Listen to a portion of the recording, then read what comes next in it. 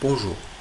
Dans cette vidéo, nous allons nous intéresser à la résolution d'un exercice faisant appel aux intégrales doubles. Tout d'abord, on peut se demander à quoi sert une intégrale double. Afin de répondre à cette question, nous allons dans un premier temps nous intéresser aux intégrales simples. Donc l'intégrale simple sur un intervalle AB d'une fonction f correspond à la sommation de toutes les valeurs prises par la fonction f lorsqu'on fait varier x dans l'intervalle d'intégration.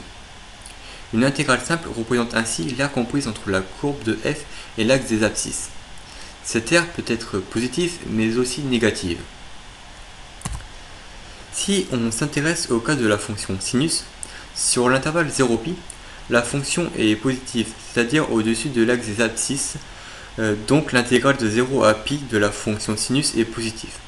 Inversement, si l'on se place sur l'intervalle π de π, la courbe est sous l'axe des abscisses, donc l'aire sera négative, et l'intégrale de π à 2π de sinus est donc négative. Si une intégrale simple permet de calculer l'aire sous une courbe, une intégrale double permettra de calculer un volume sous un graphe. L'espace d'intégration ne sera alors plus un espace de dimension 1, mais un espace de dimension 2. Dans le cas du graphe qui est affiché, on va intégrer sur une surface qui est représentée ici en vert, qui se traduit par deux inégalités, c'est-à-dire x compris entre 2 et 6 et y compris entre 0 et 2. On peut cependant être amené à faire des calculs de surface à l'aide d'une intégrale double. Pour cela, on fera l'intégrale double d'une surface élémentaire. Par exemple, si on se place en coordonnées cartésiennes, une surface élémentaire pourra être dx dy. Si on utilise cette méthode de calcul d'aire en coordonnées cartésiennes sur l'espace de dimension 2, delta de l'énoncé, alors l'aire calculée correspondra à la surface du triangle hachuré en bleu. Donc maintenant que l'on sait à quoi sert une intégrale double, on va s'intéresser à la résolution de notre exercice. Pour rappel, on cherche à calculer l'intégrale double de la fonction qui est au couple xy associé à la valeur x fois y au carré. On fera cette intégration sur l'espace delta. Donc ainsi, dans un premier temps, on effectue l'intégrale double sur delta, c'est-à-dire pour y appartenant à moins à 1 et x appartenant à 0, 3 demi de y plus 3 demi. On applique donc les bornes aux intégrales en faisant attention à bien mettre l'intégrale dont les bornes dépendent de y la plus à l'intérieur possible. On peut alors décomposer cette intégrale en deux intégrales simples imbriquées. On traite dans un premier temps l'intégrale la plus à l'intérieur que l'on nomme i de x. On applique ainsi la primitive de x qui est x carré sur 2, que l'on prendra entre 0 et 3 demi de y plus 3 demi. Après quelques calculs, on aboutit à une expression dépendant de y, et plus précisément à un polynôme du second degré. On va donc réinsérer ce résultat dans l'intégrale de départ. On applique la linéarité de l'intégrale pour sortir la constante 9/8 qui apparaît.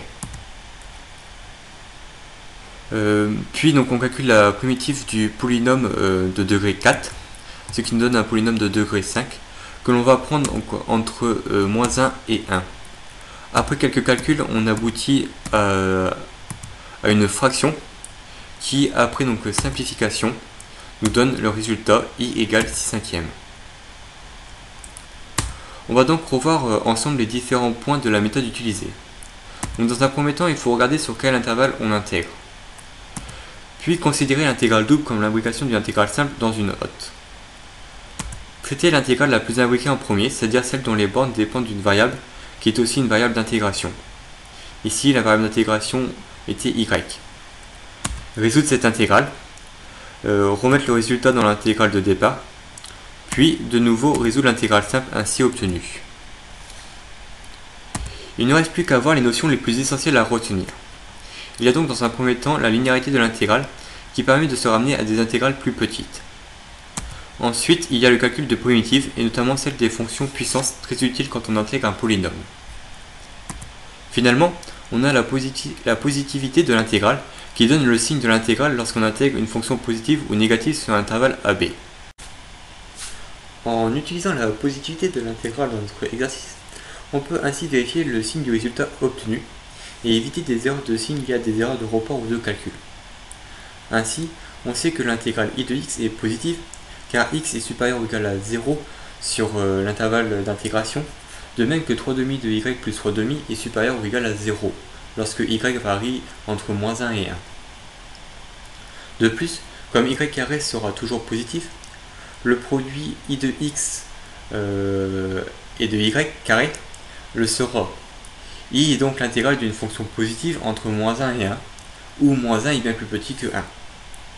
Finalement, le résultat que l'on cherche doit être positif. Merci de votre attention et bonne révision.